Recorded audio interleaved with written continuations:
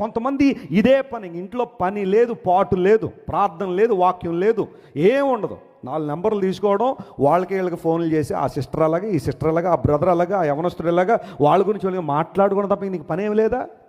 జాగ్రత్త సుమా, బైబిల్ సెలవిస్తూ ఉంది, నోటిని కాచుకున్నవాడు క్షేమం కలిగి ఉంటాడు, నోటిని కాచుకున్నాడు శ్రమల పాలవుతాడని బైబిల్ ఉంది. నా మాట కాదు ఇది. నీ నోరే కదా నేను శ్రమలోకి నెట్టేసింది ఎంతవరకు.